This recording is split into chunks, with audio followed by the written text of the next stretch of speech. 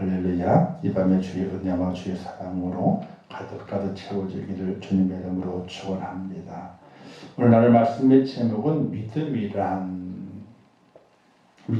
무엇이겠습니까? 시골 기자는 말하게 되죠. 바라는 것들의 실상이요 보지 못하는 것들의 증거되라, 이렇게 말씀했습니다. 바라는 것, 내 마음에 바라는 것, 소망하는 것, 그것이 실제적으로 이루어지는 것, 이루어질 것으로 실제로 이루어졌다라고 내 마음속에 바라는 것, 그것이 믿음이고, 보지 못하는 것, 보이지는 않지만 그것이 있다고 확신하는 것이 바로 믿음이다, 이렇게 히브리 기자가 말하게 됩니다. 그 말씀하기를 이런 믿음이 없이는 하나님을 기쁘시게 못한다라고 말씀했습니다. 믿음은 참으로 중요한 겁니다. 믿음은 하나님을 기쁘시게 하는 것이요, 믿음은 우리의 구원의 핵심, 구원을 이루기 위해서 이 믿음이 오늘 우리에게 있어야 되는 것입니다. 오늘 우리의 믿음의 단계는 어떤 단계에 올라가고 있는가를 살펴볼 수 있어야 됩니다. 우리의 믿음의 단계가 점차적으로 올라가야 되는데, 점차적으로 올라가지 못하고 내려간다면 그건 큰일 날 일입니다. 우리가 그 MBC TV 예능 프로 이런 게 있습니다. 대한 외국인이라고 하는 프로가 있습니다. 이 프로 어떤 프로냐면요, 한국에서 오래 사는 외국인들과 한국에 대한 내용을 퀴즈로 풀어가면서 이 단계를 도전해서 올라가는 프로입니다. 누가 도전하냐면요, 한국인이 도전을 하는 거예요.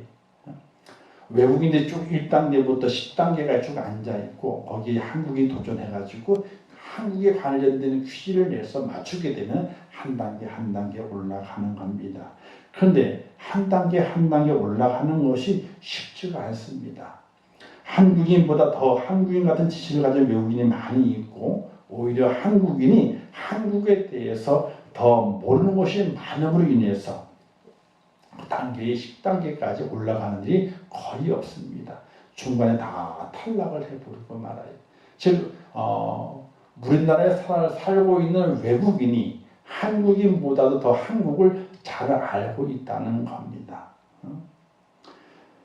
그러니까 얼마나 참 창피하겠어요. 어떤 친구는 1단계에서 떨어져요. 1단계에서. 초성 퀴즈를 맞춰야 되는데 문제를 냈는데 초성 퀴즈를 못 맞추는 거예요. 떨어져. 1단계에서. 한국인이 한국에 대한 문제를 초성을 내가지고 무엇이냐라고 물었는데 외국인이 정답 해가지고 먼저 맞추게 되니까 1단계에 떨어져 버리고 말아요. 그런 사람들이 있더라고요. 자, 이렇게 단계가 하나하나 올라가면서 끝까지 통과하게 되면은 기쁨이도 감사가 되는데, 그 단계를 올라가지 못하고 중간에 떨어지게 되면 참으로 창피하게 돼요. 예능 프로이기 때문에 재밌게 하기 위해서 그랬을 거다라는 생각도 들기도 하겠지만, 그것이 아니에요. 못 맞춘 건 실제로 못 맞춘 거예요. 그래서 얼굴 빨개지게 되고 참 고개를 못 들게 되는 그런 모습을 볼 수가 있게 되는데, 오늘 우리의 믿음이 어느 단계인가? 처음부터 믿음이 높아지는 단계가 있는 것이 아닙니다. 처음에 예수 믿었을 때 바로 믿음이 생겨서 그 믿음이 흔들리지 않는 믿음이 되는 것이 아닙니다. 말씀을 배우고 기도하고 신앙생활 속에서 하나님의 은혜를 발견하고, 또 어떤 때는 체험을 하고, 이런 과정이 반복되어져 가게 됨을 통해서 믿음 안에 온전히 세워져서 성숙한 믿음으로 가야 되는 것인데, 오늘 우리는 어떤 믿음의 단계에 올라가 있는지 나 자신을 돌이켜볼 수 있어야 됩니다. 오늘 본문에서도 유대인이 메시아 예수님에 대한 믿음이 더 있어야 됨에도 불구하고 오히려 로마의 백부장이 더 믿음 있는 삶을 살아 병난의 이적을 체험하고 주님께 극진한 칭찬을 듣는 내용의 말씀이 오늘의 말씀의 내용입니다. 오늘 현대 성도들에게도 믿음 있는 삶이 있어야 됨에도 불구하고 오히려 세상의 선한 사람들이 더 믿음이 있는 것 같이 느껴지는 시대를 살아가면서 우리가 깊이 반성할 점들이 너무나 많이 있는 겁니다.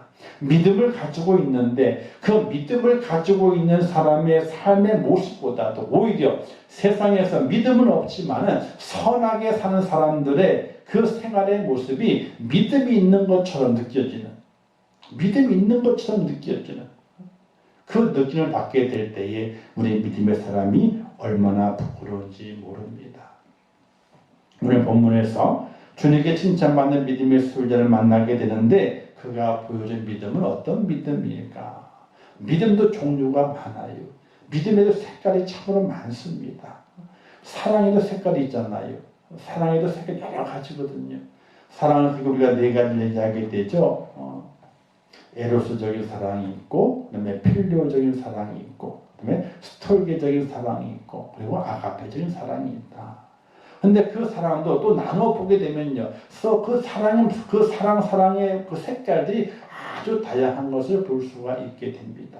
우리가 믿음을 이야기하게 될 때는 믿음은 이거다 라고 이야기하지만은 그러나 그 믿음의 색깔이 달라요. 단계마다 색깔이 다르게 됩니다. 오늘 본문에 나타나고 있는 이 믿음의 소유자를 만나게 되는데 주님께 칭찬을 받습니다.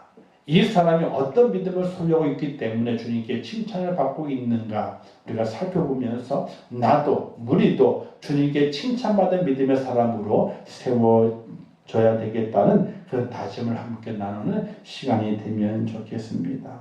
첫 번째는 믿음이란 사랑의 실천이다. 주님께서 이 백부장을 칭찬하신 첫 번째 그 모습은 사랑의 실천이었습니다. 믿음을 가지고 있는 그 백부장의 첫 마디가 자신의 믿음을 드러낸 것이 아니라 자신의 그 믿음을 가지고 무엇을 요구하게 되는데 바로 사랑의 마음을 가지고 주님께 요구하고 있다는 사실이에요. 6절에 말씀하게 되죠. 주여 내 하인이 중풍병으로 집에 누워 몹시 괴로워하나이다. 한 백부장이 주님께 나와 간구하여, 간구라고 하는 말은요 간절하게 요청하는 것입니다. 자, 이때의 백부장은 로마 군인입니다. 100명의 부하가 있는 사람을 가리켜서 백부장이다 이렇게 말하게 됩니다. 이 백부장이 로마 사람인데 로마의 백부장인데 그 당시 이스라엘은 로마의 식민지입니다. 로마 군인이 이스라엘 정복을 하고 식민지를 만들어서 이스라엘 다스리는 그때이기 때문에 이 로마의 그 백부장의 그 장교의 신분은 그 당시에 엄청나게 센 신분의 모습이에요. 근데 그가 유대인인 즉 식민지를 당하고 있는 그 주민에게 나와서 간청하고 있다. 명령하는 것이 아니라 간청하고 있다고 하는 것은 바로 이 백부장의 그 마음이 어떤 마음의 소유자인가를 우리가 알아볼 수 있게 되는 것입니다. 그가 간구합니다. 자기를 위해서도 간구하는 것이 아니라 자기 집에 하인이 있는데 부하도 아니에요. 군사 부하도 아닙니다. 자기의 군사라면은 자기를 돕고 자기를 대신에 싸워주는 사람이기 때문에 그 사람을 돌볼 책임이 그 장교, 즉 그 대장에게는 있는 거, 백부장에게는 있는 거거든요. 근데 그가 말하기를 내 집에 내 하인이 중풍병으로 집에 누워서 몹시 괴로워하나이다 이렇게 말합니다. 예수님이 깜짝 놀라셨죠. 그래서 믿음을 재고 안 주고 문제가 아니라 이 로마의 백부장이 바로 자기 집의 하인을 위해서 간청하고 있는 그 모습을 보시면서 예수님께서 바로 말씀하시기를 내가 가서 고쳐주리라. 바로 답하시게 돼요. 그가 믿음이 있는지 믿음이 없는지 그걸 파악하시는 문제가 아니에요. 고백을 듣기 위해서 기다릴 시간이 필요한 것이 아니었어요. 주님께서는 그 백부장을 알았습니다. 무엇을 알았느냐? 그 속에 바로 하인을 사랑하는 그 마음이 있는 그 사람이 내게 와서 자기 백부장의 신분임에도 불구하고 유대의 시민이 유대의 시민밖에 되지 않는 나에게 와서 간청하고 있는 그 모습은 바로 그 속에 겉으로는 사랑을 표현하고 있지만 그 속에 믿음이 있다고 하는 것을 예수님께서 아시게 됐던 것입니다. 고칠 수 없는 병이 든 하인을 어떻게 하면 그 당시에는요, 사실은 내다 버립니다. 그 당시 하인은 물건입니다. 돈 주고 사는 자기 재산입니다. 그 하인이 튼튼하게 되면 돈을 많이 받고 팔 수도 있습니다. 그러나 그 하인이 힘이 없고 병들면은 주인의 돈과 시간을 허비하게 되면은 그 하인은 내다 버립니다. 왜? 데리고 있어 봐야 내 시간과 돈을 허비하는 것이기 때문에 전혀 도움이 안 되는 거거든요. 고칠 수 없는 하인 내다 버리죠. 주인의 시간과 돈을 허비하기 때문에 그렇습니다. 그런데 이 백부장은 내 하인이 중풍병에 걸렸는데 주님께서 고쳐주시면 좋겠다. 바로 믿음의 출발은 사랑의 실천입니다. 믿음으로 말미암아 믿음의 형체, 믿음으로 보여지는 형체는 바로 사랑이라고 하는 것을 우리에게 말씀해 주고 있는 것입니다. 성경에 보게 되면 주님께 고침받은 이들을 보게 되면요, 12년 동안 혈루증하는 여인은 본인이 아프니까 직접 주님을 찾아오게 됐잖아요. 12년 동안 혈루증하는 그 여인은 직접 주님을 찾아왔어요. 가나안 여인은 딸이 귀신 들렸기 때문에 모성애를 가지고 찾아와서 주님께 극한 멸시의 말을 들음에도 불구하고 그 말을 다 받아 넘깁니다. 극진한 모성애죠. 그런데 이 백부장은 본인이 아픈 것도 아니고 하인이 혈연 관계에 있는 것도 아닙니다. 그럼에도 불구하고 자기 집에 있는 그 하인을 불쌍히 여기는 사람은 바로 그 속에 사랑의 마음이 있었던 것입니다. 예수님께서 그 사랑의 그 마음을 귀하게 보신 것이라는 사실이죠. 믿음이란 자신보다 남을 낮게 여기는 겸손에서 출발하게 되고 사랑에서 출발하게 되는 것입니다. 내 속에 믿음이 있으면 바로 그 믿음이 어떤 형태의 모습으로 드러나게 되어 있는가, 바로 사랑의 형태의 모습으로 드러나게 되어 있다는 사실이 바로 백부장이 그와 같이 그 속에 그 겉으로 사랑을 보이면서 그 속에 믿음이 있는 것, 주님을 향한 그 믿음이 있는 것을 예수님께 보여주었기 때문에 주님께서 내가 가서 고쳐주리라 이렇게 말씀하시게 되는 겁니다. 사랑하는 성도 여러분, 내게 믿음이 있고 하나님의 은혜에 대한 믿음이 있고 구원에 확신이 있다면 오늘 우리의 삶은 사랑으로 꽃을 피우고 열매를 맺는 그런 축복된 삶을 살 수 있어야 됩니다.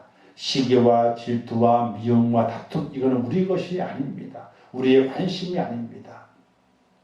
오로지 겸손하고 용납해주고 이해해주고 사랑해주는 것이 우리가 관심 가져야 할 일이지, 시기하고 질투와 다투고 분내는 것 우리가 관심 가질 일이 아닙니다. 왜? 우리 속에 믿음이 있다면 사랑의 형체를 만들어내야 되기 때문에 그렇습니다. 그래서 믿음은 사랑이라 이렇게도 말할 수 있게 되는 것입니다. 바로 이 백부장이 그와 같이 자신의 속에 있는 주님을 향한 그 믿음이 어떤 형태를 보여주게 되었느냐, 자기 집 하인을 사랑하는 그 마음으로 하인을 고쳐주면 좋겠습니다. 이렇게 사랑의 형체의 모습으로 주님께 고백되어졌다는 사실입니다. 오늘 우리의 삶 속에서도 내 속에 믿음이 있다면 사랑의 형체의 모습으로 고백되는 귀한 여러분 되시기를 주님의 이름으로 축원합니다. 두 번째는 믿음이란 주님을 절대자로 인정해야 하는 믿음이 절대적으로 필요하다는 사실입니다. 예수님께서 가버나움을 들어가시게 백부장이 나와 간구에 이르되 주여라고 말하죠. 주여라고 말하게 됩니다. 이 주여는 바로 주님을 지칭하는 이야기죠. 주님이 누구십니까? 마태복음 1장 21절 말씀에 보게 되니까 아들을 낳으리니 이름 예수를 하라. 이는 그가 자기 백성을 그들의 죄에서 구원할 자이심이니라. 예수 그리스도는 자기 백성을 구원할 자, 죄에서 구원할 자라고 분명히 성경이 말씀하고 있습니다. 이 로마의 백부장은 이스라엘의 실제적인 정복자임에도 불구하고 예수님을 절대적 존재임을 믿었기 때문에 주위의 시선 상관없이 간절히 구했어요. 한번 상상을 해보세요. 멋지게 로마 백부장은 그 군복이 멋있지 않습니까? 그죠? 투구도 쓰고 칼도 차고 말도 타고 다닙니다. 근데 그가 부하들과 함께 나왔을 것입니다. 왜? 혼자 다닐 수는 없는 거거든요. 혹시나 그 당시 이스라엘에도 열심당원이라고 이스라엘 독립을 꿈꾸는 그런 이 사람들이 있었습니다. 독립군이라 그러게 되는데 열심당원이라 그러게 됩니다. 그들은 칼을 차고 다닙니다. 로마 군인들을 간혹가다 습격해가지고 죽이기도 하고 또 다른 로마 괴롭히기도 하는 그런 일을 했던 사람들이 열심당원들입니다.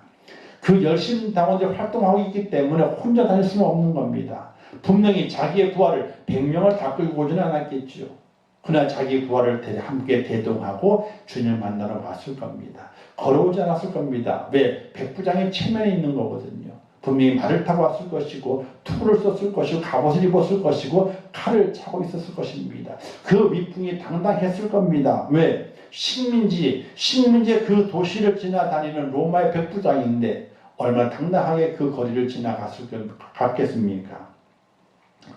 그런데 그가 실제적으로 이스라엘을 정복하고 다스리는 그가 주님을 만났을 때에 자기의 신분과 상관이 없었어요.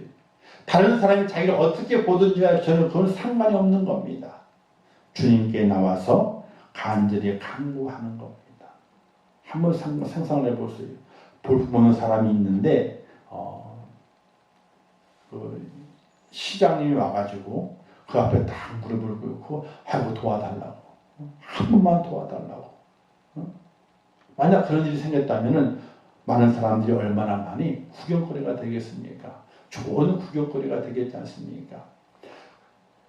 지금은 또 그럴 수도 있어요.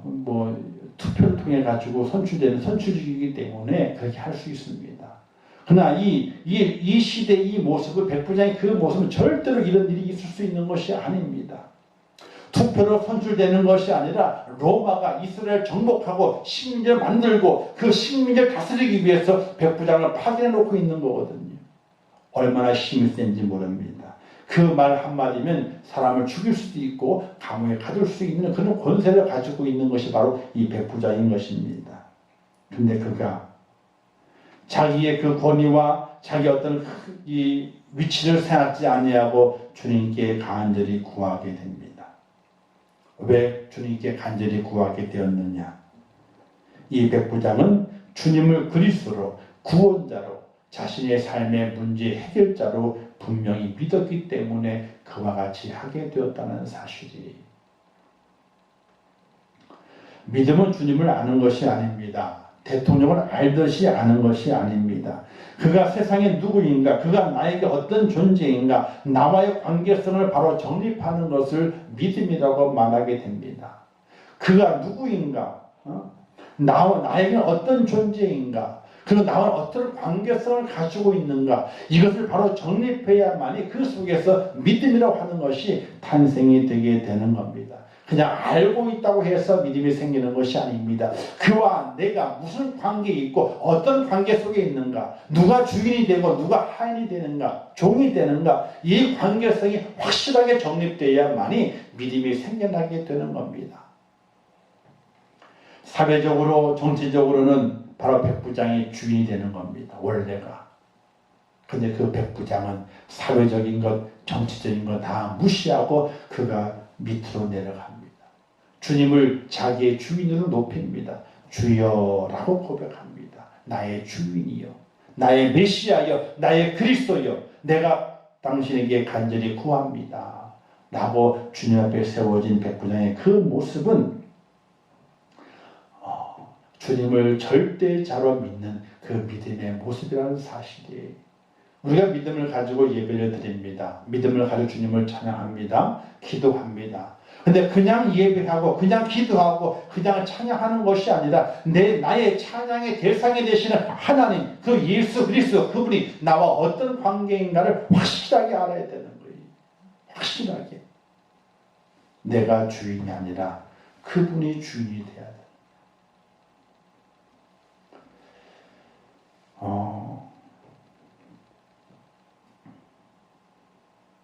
한국교회가 한국교회가 더 어려워져요. 계속 코로나 문제 때문에 그런 것이 아니에요. 한국교회의 주인이 누구인가? 주인이 뒤바뀌었어요.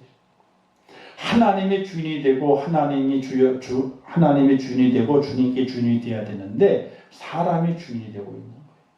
사람의 주인.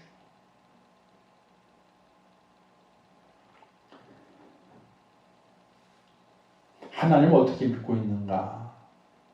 하나님과 나와의 관계성이 없어요. 하나님과 나와의 관계성이 없어요. 하나님 따로 나 따로. 정말 하나님 나의 주인이 되고 나의 메시아가 되고 나의 그리스도가 된다면은 나의 믿음의 행위의 모습이 달라져야 되는 거거든요. 그 관계성, 관계성에 대한 확신이 있어야 되는데 그 관계성에 대한 확신이 없어요. 확신이 없어요. 너무나 안타까운 문제죠. 초창기 한국교회가 예배를 모이게 될 때에 오전 예배 숫자나 오후 예배 숫자나 저녁 예배 숫자나 동일했어요. 또 수요일과 금요일도 거의 동일했어요. 초창기 때는. 점점 산업화가 되어져 가게 되고 일상에 바빠지게 됐죠. 그러면서 점점 예배의 빈도수가 적어지기 시작하게 됐죠. 낮 예배와 저녁 예배가 완벽하게 구분이 돼요. 낮 예배는 많이 모이고 저녁 예배는 적게 모이고 수요일은 더 적게 모이고 금요일은 더 적게 모이고. 초창기 때는 안 그랬거든요. 낮 예배 숫자나 저녁 예배 숫자나 똑같았어요. 수요일도 금요일 특별한 일이 없으면 다 교회당에 와서 예배대로 찬양했어요. 예배를 1시간 마치는 것이 아니에요. 1시간, 2시간, 3시간씩 예배를 드렸어요. 전혀 그래도 지루해하지 않고 그 자리에 앉아 주님을 찬양하고 기도했어요. 이런 얘기를 하게 됩니다. 목사님들이 그때는 할 일이 없었대. 재미난 것이 없었대. 그래서 그냥 그 말씀 듣고 있는 거 재미나고 거기 가서 있는 게 좋았기 때문에 있었다는 거예요. 근데 시간이 지나고 생활이 좋아지고 편해지고 누울 자리가 넓어지면서 좋은 것들이 많이 생겨났대요. 갈 곳이 많이 생겨났답니다. 너무나 많이 바빠졌다는 거죠. 할 일이 많아져가지고. 그래서 예배를 등한히 한다. 이렇게 얘기를 하게 돼요.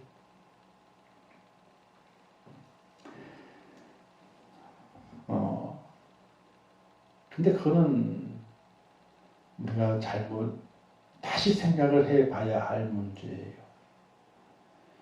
사랑하는 사람이 있는데 그 사람과 만날 약속이 정해졌어요. 사랑하기 때문에 정말 만나야 되는 거예요. 그럼 일이 아무리 바빠도 그 일을 다음에 미루든지 아니면 부지런히 해서 그 일을 빨리 마치든지 그래서 사랑하는 사람과 그 만나는 그 약속의 시간을 잘 지켜내요. 안 그런가요? 잘 지켜내요. 그와 나와의 관계성이 확실하기 때문에 그런 거예요. 사랑하지 않으면 약속 깨도 되죠. 그러나 사랑하는 그 관계에서 확실하기 때문에 그 시간을 지키기 위해서 다른 걸 포기해요. 아니면 더 빨리 일을 끝내. 그리고 그 약속 시간을 지켜. 왜? 그와 나의 관계성이 확실하기 때문에. 오늘 우리의 삶 속에서 하나님과 나, 주님과 나와의 관계성이 확실하지 않아요. 입으로는 주여 주여 하지만은 나의 주인이 누군가, 나의 주인이 내가 되고 있어요. 입으로는 절대자 하나님, 전능자 하나님을 고백하지만은 내 마음속에 전능자는 누구예요? 하나님이 아니고 내가 전능자예요. 내가 하나님보다 더 위에 있다고 하는 그런 교만의 그 마음을 숨기고 있어요. 그것이 한국교회의 문제예요. 한국교회 성도들의 문제고 하나님과 나의 그 관계성을 잊어버려요. 관계성이 없어요. 관계성이 확실하지 않아요. 누가 위에 있는지 그것을 확실하게 이야기를 하지 않아요. 그냥 입술로는 하나님이 나의 주가 된다고 고백하고 하나님 나의 그리스도가 된다고 고백하고 있지만 행동적으로는 그 관계성이 확실하게 정립이 되지 않아요.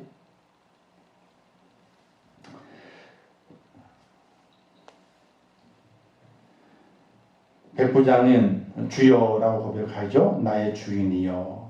세상의 모든 것의 주인임을 고백하는 백부장의 고백이에요. 주님과의 그 관계성을 확실하게 고백하고 있는 겁니다. 여기에는요, 생명도 물질도 명예도 질병도 다 주님의 손에 있음을 고백하는 믿음이 그 속에 담겨져 있는 거예요. 주여 했던 것은. 백부장의 주여 이 말은요, 쉽게 나올 수 있는 것이 전혀 아닙니다. 그의 사회의 신분이 있거든요. 정치적인 신분이 있는 겁니다. 백부장의 권위가 있는 거거든요. 제자들의 고백이 있습니다. 주는 그리스도시요 살아계신 하나님의 아들이시니다. 이렇게 베드로가 고백하게 됐죠. 제자들은 그렇게 고백했지만 그들의 생각과 말의 고백뿐이었지 주님의 고난 앞에서는 다 도망가 버리고 말았어요. 왜? 자기들이 고난 당할까 봐. 자기들에게 화가 임할까 봐 다 도망가 버리고 말았어요. 주님과의 관계성이 확신이 없는 거예요. 그 스스로 3년 동안 모셨지만 그 주님과 자신과의 그 관계성이 확신이 없는 거예요. 근데 주님이 부활 승천하시고 오순절 날에 다락방에 성령이 임하고 성령 은혜를 받은 다음에 그들에게 확신 있는 믿음이 생겼어요. 주님과 자신과의 관계성이 어떤 관계인가? 주님은 나의 주가 되시고 주인이 되시고 나의 그리스도가 되시고 나는 그의 종이다. 그의 관계성에 확신이 생겼어요. 확신이 생기니까 어떻게 됐습니까? 죽음을 두려워하지 않고 밖으로 뛰쳐나가서 예수 믿으라고 외쳤어요. 죽음을 두려워하지 않았어요. 오늘 나의 고백은 어느 수준인가, 깊이와 넓이가 어떠한가 살펴볼 수 있어야 됩니다. 주님을 나의 주인으로, 나의 생사하고 주원하시는 분으로 공중하는 섬세도 주님의 허락이 있어야 떨어지는 것을 믿는 믿음을 살아가고 있는지 우리가 돌아볼 수 있어야 됩니다. 나는 어떤 주님, 나와 어떤 관계성을 가지고 있는가, 내가 확신하고 있는가 돌아볼 수 있어야 됩니다. 백부장이 이렇게 말하게 됐죠. 나도 남의 수가 있는 사람이요 내 아래도 군사가 있으니 이더러 가라 하면 가고 저더러 오라 하면 오고 내 종들은 이것을 하라 하면 하나이다. 자, 이 말을 했어요. 이 말이 참 중요한 거예요.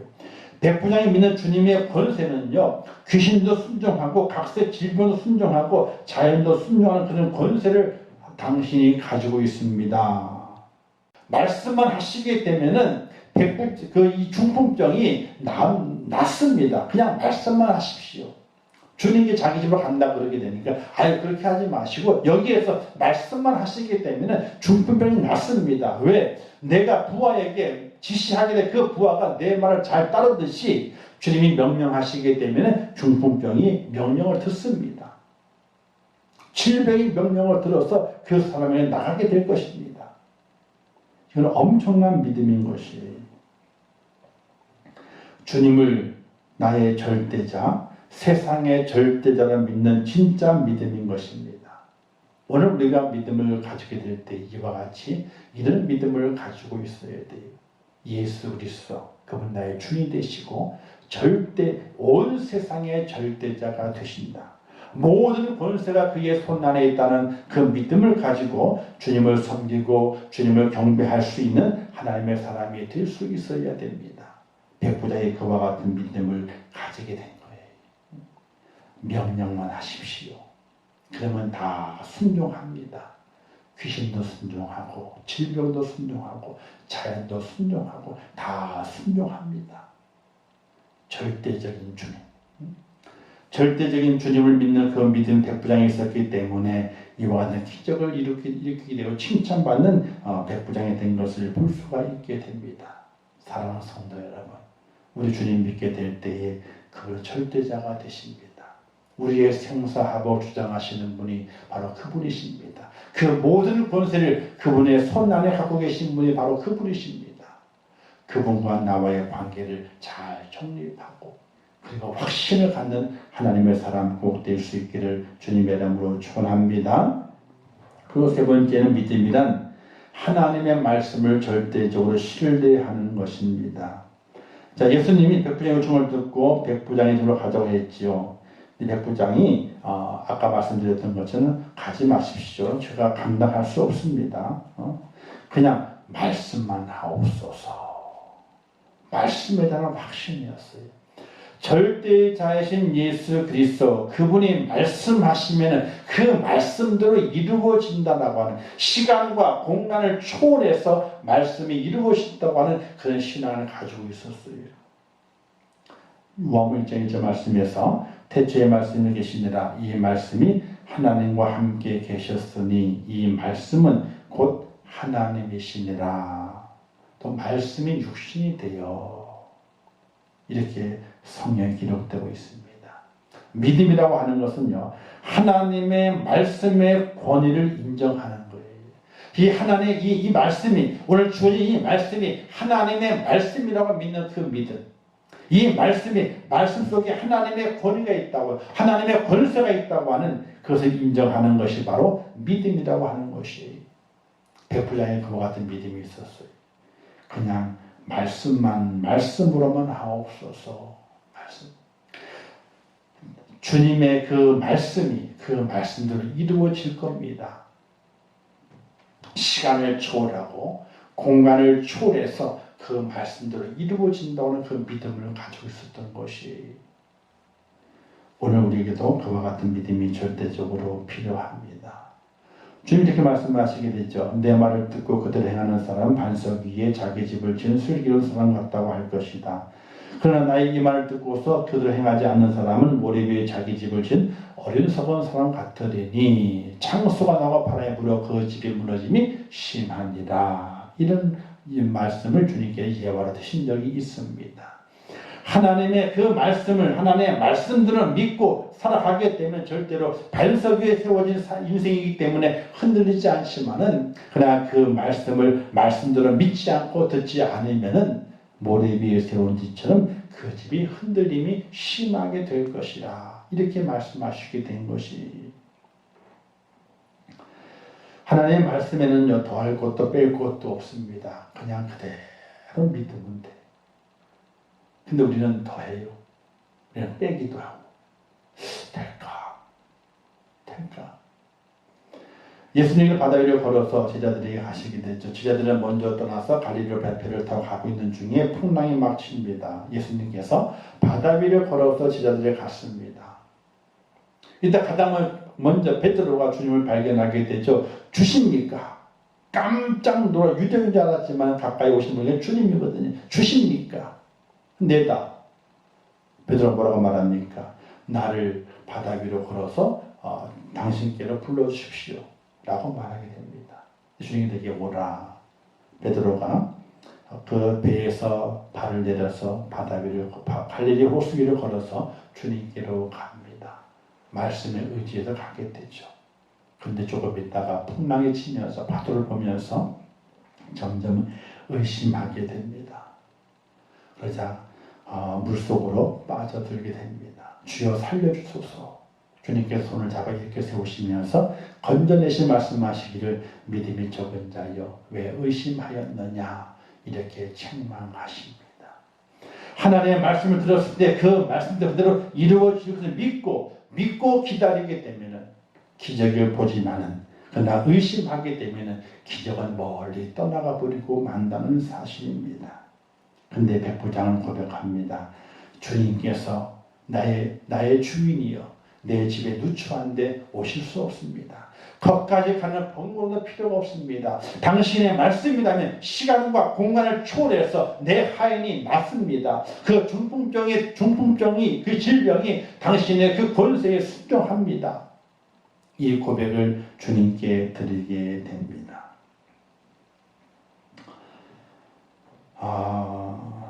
조금도 의심하지 않죠.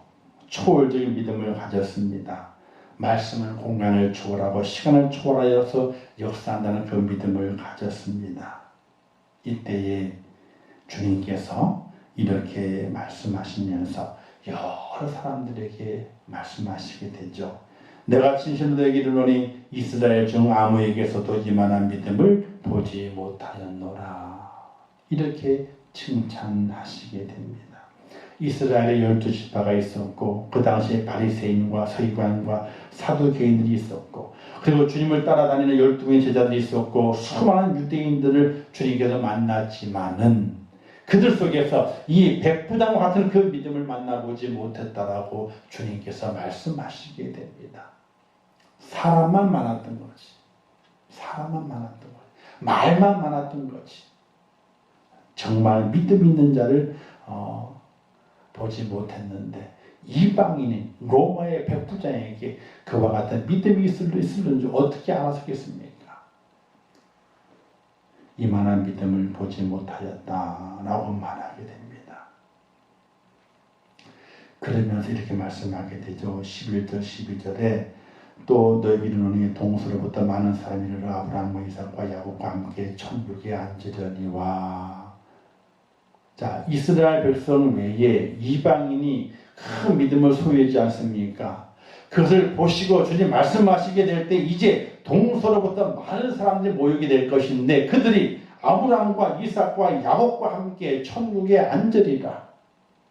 이스라엘 민족이 아니라 다른 민족들이 아브라함의 후손이 돼서 천국에 올라간 이방인을 향한 주의 복음이 전파될 것을 주님께서 말씀하시게 됩니다. 그리고 그 나라의 본 자손들은 원래 아브라함의 혈통이라고 주장했던 또 자랑했던 그들은 어떻게 되느냐? 바깥 어두운 데 쫓겨나 거기서 울며 이를 갈게 되리라. 이 의미를 우리는 잘 생각을 해봐야 됩니다. 이런 말이 있죠. 우리나라에 이런 말이 있지 않습니까? 굴러온 돌이 박힌 돌을 뽑아낸다고. 그렇죠? 그래서 박힌 돌 뽑아낸 다음에 굴러온 돌이 땅을 찾아오겠어요. 어떤 의미에서는 나쁜 의미가 되겠지만은 어떤 의미에서는요 변화와 개혁의 의미가 되는 것이에요. 왜 박힌 돌이 뽑혀 나갔습니까? 뿌리를 잘 두지 않았기 때문에. 그죠? 흔들렸기 때문에 뽑혀 나가는 거지 단단히 박혀 있어봐야 뽑혀 나가느냐 안 뽑혀 나가지. 믿음으로 단단히 뿌리를 박아 있으면 뽑혀 나가지 않았을 것인데 믿음으로 뿌리를 두지 못했기 때문에 뽑혀 나가서 울며 이를 감이 있겠다는 것이 우리 이거 잘 생각을 해봐야 됩니다. 모든 것이 마찬가지예요. 박힌 돌이 굴러온 돌이 박힌 돌을 뽑아낼 때가 있어요. 흔들흔들 거리게 되면 뽑혀져 나가요. 영광은 나중에 나타나게 되는데 그 영광을 누가 차지하게 되느냐? 박힌 돌은 뽑혀 나갔으니까 받고 떨어져 나가 버렸고 굴러온 돌이 그 자리를 딱 차지하면서 나중에 영광을 그가 차지하게 된 일이 벌어지게 된다는 사실이에요. 이 의미를 우리는 여러 가지 방향으로 잘 생각을 해봐야 돼요. 우리는 오늘 백부장의 믿음을 보게 됩니다.